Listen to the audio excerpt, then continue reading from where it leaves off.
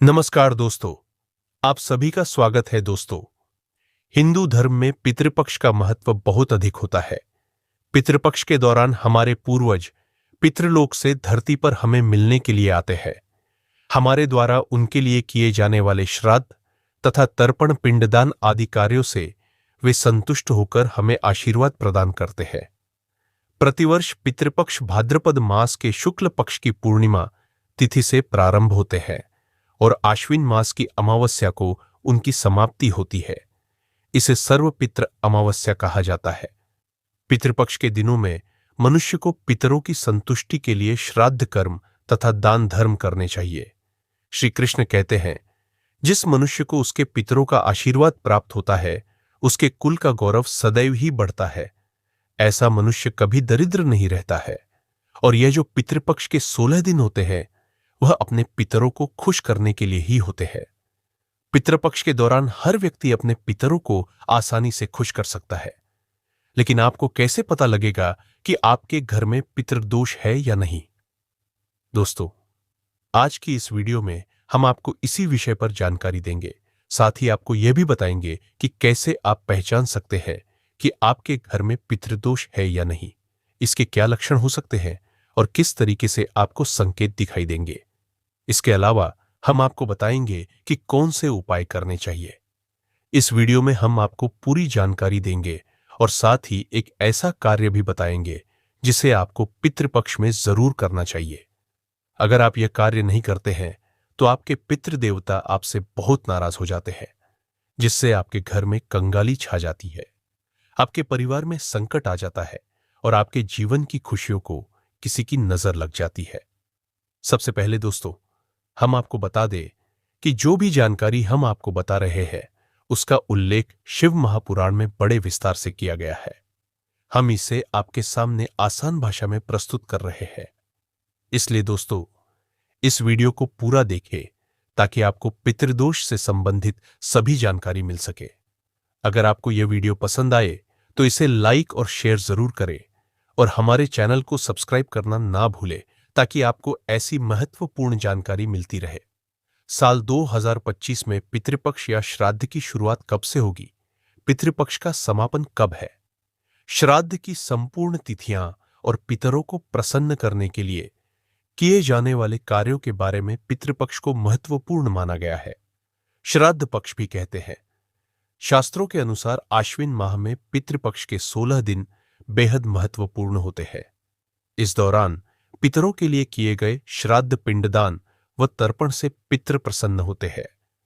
पितृपक्ष भादो पूर्णिमा से अश्विन अमावस्या तक चलता है।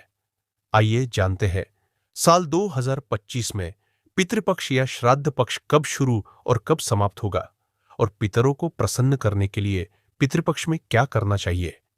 पितृपक्ष 2025 की महत्वपूर्ण तिथियां: पूर्णिमा श्राद्ध 7 सितंबर रविवार, प्रतिपदा श्राद्ध 8 सितंबर, सोमवार मंगलवार तृतीया और चतुर्थी श्राद्ध 10 सितंबर बुधवार पंचमी श्राद्ध और महाभरणी 11 सितंबर गुरुवार, छठा श्राद्ध 12 सितंबर, शुक्रवार सप्तमी, श्राद्ध 13 सितंबर, शनिवार अष्टमी, श्राद्ध 14 सितंबर, रविवार नवमी, श्राद्ध 15 सितंबर सोमवार 10वीं, श्राद्ध 16 सितंबर मंगलवार एकादशी, श्राद्ध 17 सितंबर बुधवार द्वादशी, श्राद्ध 18 सितंबर गुरुवार त्रयोदशी और माघ श्राद्ध 19 सितंबर, शुक्रवार चतुर्दशी श्राद्ध 20 सितंबर शनिवार, सर्वप्रथम अमावस्या 21 सितंबर, दिन रविवार। इस दौरान पितरों का श्राद्ध तर्पण और पिंडदान करने से उनकी आत्मा को शांति मिलती है और परिवार में सुख शांति बनी रहती है।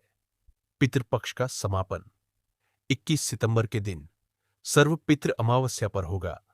पितृपक्ष की पूर्णिमा पर ऋषियों का तर्पण करने का विधान है। सर्वपितृ अमावस्या पितरों को प्रसन्न करने के उपाय: पितरों को प्रसन्न करने के लिए पितृपक्ष के दौरान सूर्योदय से पहले उठकर स्नान के बाद सूर्यदेव को जल देना चाहिए। इसके बाद श्राद्ध कर्म तर्पण और पिंडदान करना चाहिए। इस दौरान सात्विक भोजन बनाकर सबसे पहले पितरों को धूप दान कर उन्हें भोग अर्पित करना चाहिए। पितृपक्ष में कुत्ते को और गाय को भोजन देना चाहिए। पितृपक्ष के दौरान हमें कुछ नियमों का पालन करना अवश्य ही करना चाहिए। जैसे पितृपक्ष के दौरान भूलकर भी दाढ़ी के बाल नहीं कटवाने चाहिए, बड़े बुजुर्गों से बहस नहीं करनी चाहिए।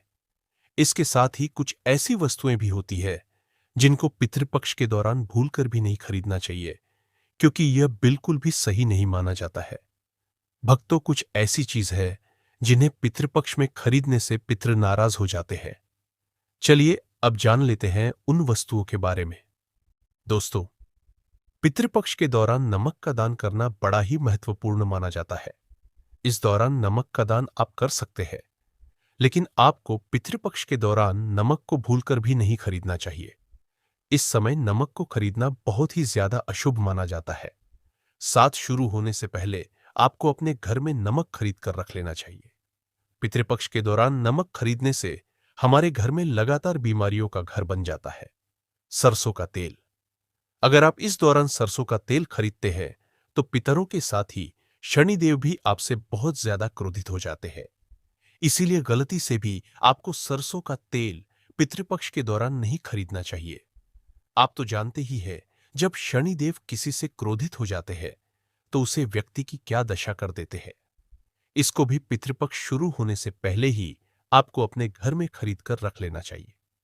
झाड़ू का संबंध माता लक्ष्मी से माना जाता।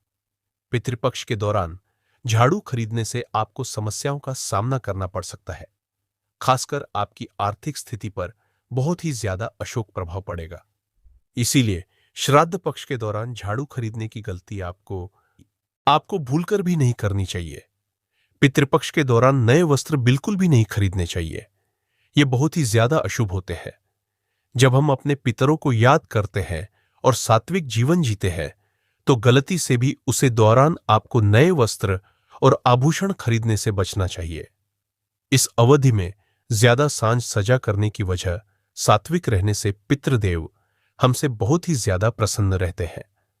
पितृपक्ष के दौरान शुभ और मांगलिक कार्य करने के साथ ही कुछ ऐसी चीज भी होती है।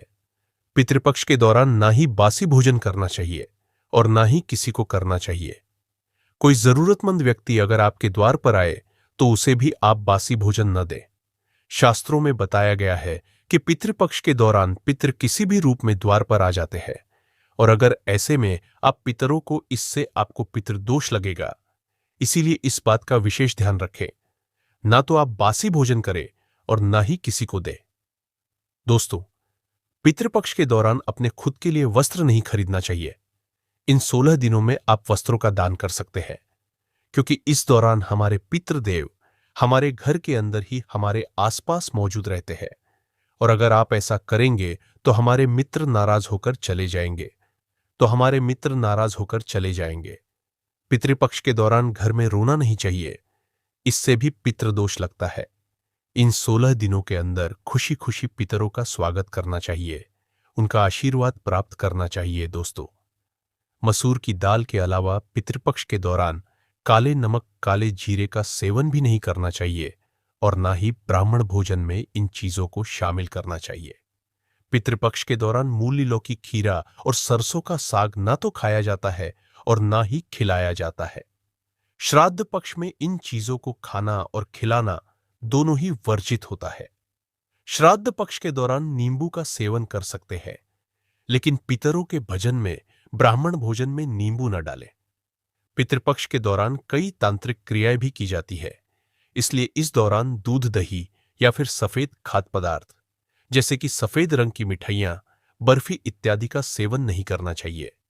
गाय के दूध का सेवन करने से बचना चाहिए, खास तौर पर वह गाय जिसने हाल ही में बच्चों को जन्म दिया। ऐसी गाय के दूध का सेवन भूलकर भी ना करें। बनाकर उसका भोग लगाकर प्रसाद के रूप में उसे ग्रहण कर सकते हैं, लेकिन खाली दूध का सेवन न करें, यानी सीधे दूध का सेवन न करें। इस बात का विशेष ध्यान रखें। पितृपक्ष के दौरान तुलसी की दाल का भी सेवन न करें। दोस्तों, ध्यान रखें कि दौरान आप पितरों के लिए जो भी भोजन बनाएं, उसे भोजन में आप काले तिल अवश्य ही डालें। ब्राह्मणों को जो भोजन कारण या पंचबली लगे, या किसी जरूरतमंद व्यक्ति को पितरों के नाम से भोजन दें, उस भोजन में थोड़े से काले तिल अवश्य ही डालें। शास्त्रों के अनुसार जिस भोजन में काले तिल होते हैं वह भोजन पितृ ग्रहण करते हैं, लेकिन जिस भोजन में काले तिल नहीं होते हैं उस भोजन को भूत पिशाच ग्रहण करते हैं। इसलिए इस बात का ध्यान रखें। भोजन में थोड़े काले तिल डालकर ही पितरों को भोग लगाए। काले तिल भूत पिशाच से भोजन की रक्षा करते हैं। पितृपक्ष के दौरान पितृपक्ष के अपने पड़ोसियों का भोजन भी कभी नहीं खाना चाहिए। पितृपक्ष के दौरान उधार लिया गया पैसा शुभ माना जाता है। इससे और उल्टा कर्ज का बहुत बढ़ जाता है। दोस्तों, पितृपक्ष में कोई भी ऐसा कार्य न करे जिससे हमारे पितृ नाराज हो जाए। आप थोड़े से ही प्रयास से पितरों को प्रसन्न कर सकते हो। दोस्तों, पितृपक्ष के समय में उधार लेना या देना हर व्यक्ति के जीवन में जरूरी सा हो जाता। कोई किसी को उधार देता है तो इस बात के लिए कि उन्हें उनके जीवन में अच्छी चीज वापस प्राप्त हो सके, तो इसकी वजह से उधार देते हैं। कुछ व्यक्ति सामाजिक सरोकार निभाने के लिए उधार देते हैं, ऐसा करते हैं तो आपको जीवन में कंगाली विराजमान हो जाती है। इसलिए पितृपक्ष के दौरान ऐसा बिल्कुल ना करें।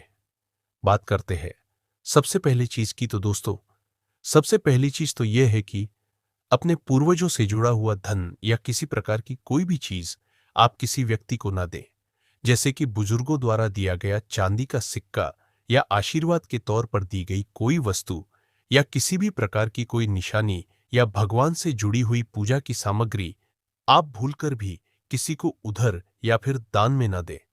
क्योंकि माना जाता है कि इस प्रकार की सामग्री यदि आप किसी दूसरे व्यक्ति को दे देते हैं तो आपके पूर्वज नाराज हो जाते हैं और उनके द्वारा मिला आशीर्वाद खत्म हो जाता। इससे पितृदोष लगता है और आपको वह प्राप्त नहीं हो पाता जो आपके पूर्वज यानी कि आपके पुत्र आपके लिए करने वाले थे। तो सबसे पहले इस बात का ध्यान आपको रखना चाहिए, बुजुर्गों द्वारा सम्मान में मिली कोई चीज किसी को ऐसे ही नहीं देना चाहिए। इसे हमेशा संभाल कर रखें। बुजुर्गों द्वारा सम्मान में मिली चीज सोना चांदी हीरा मोती से भी कीमती होती। इसे यूं ही बर्बाद ना करें दोस्तों। इसी तरह पितृपक्ष को ढंग से भी जोड़ा जाता। पितृपक्ष के दौरान हमारे पूर्वज साक्षात धरती पर आते हैं। उनका आगमन हमारे घर में होता है और उनका आशीर्वाद सुख समृद्धि में बदल जाता है। धन वैभव की प्राप्ति होती है। इस बात का ध्यान आपको जरूर रखना चाहिए कि पितृपक्ष के दौरान कोई कोई भूल कर भी आपसे धन उधार लेने आता तो आपको नहीं देना चाहिए और ना ही आपको किसी से पितृपक्ष के दौरान धन उधार लेना चाहिए। ऐसी मान्यता है कि पितृपक्ष के दौरान आप जो धन उधार देते हैं या उधार लेते हैं तो वह धन कभी लौट कर नहीं आता, बल्कि इस समय धन देने वाला और लेने वाला दोनों कर्ज में डूब जाते हैं। इससे पितरों का श्राप लगता है। दोस्तों, वही श्राद्ध पक्ष के दौरान हम अपने पूर्वजों का तर्पण करते हैं, पिंडदान करते हैं तथा गंगा स्नान आदि करते हैं। पितृपक्ष के दौरान खास तौर पर सफेद चाहिए चढ़ाई जाती।